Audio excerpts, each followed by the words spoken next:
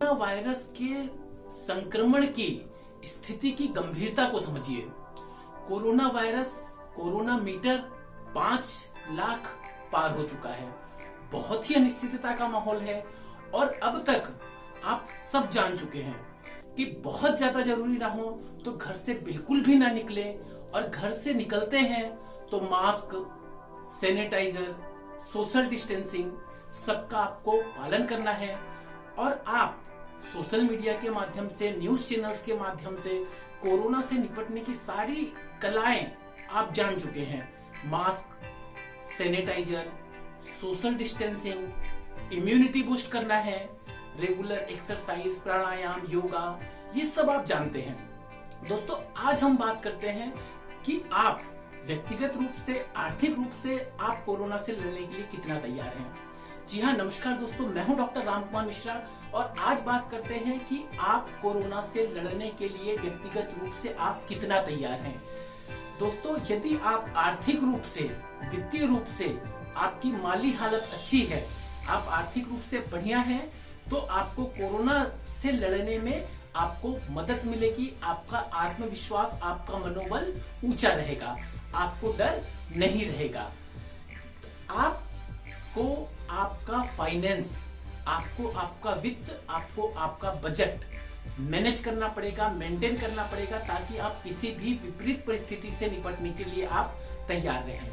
दोस्तों, सबसे पहले आपको अपने जो डेली एक्सपेंसेस हैं उनको आपको रिव्यू कर लेना चाहिए। आपको अपने जो रूटीन एक्सपेंसेस है, डेली एक्सपेंसेस है, उसका आपको बजट बना लेना चाहिए।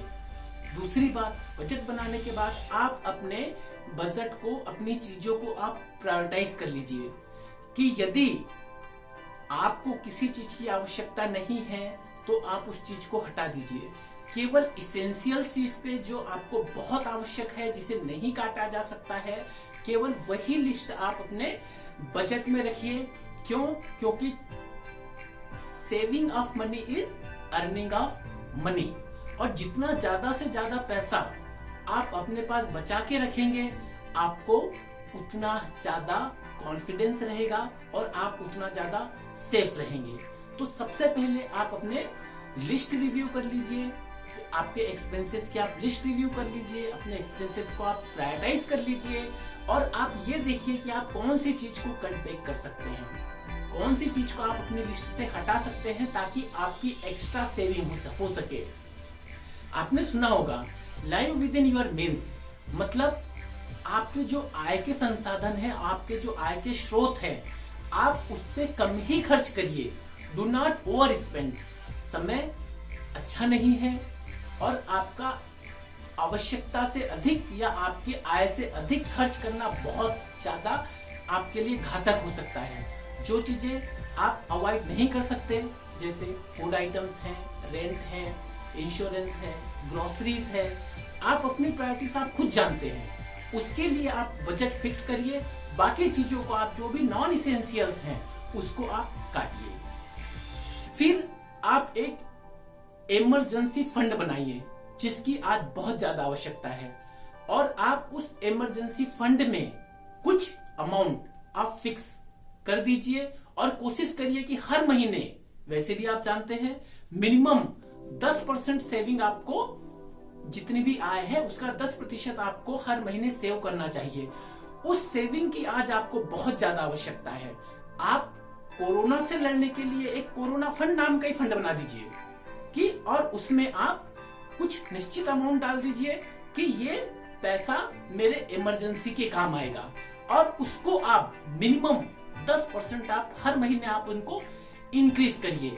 ये क्या करेगा? ये आपको एक एक्स्ट्रा कुशन देगा किसी भी विपरीत परिस्थिति से लड़ने के लिए।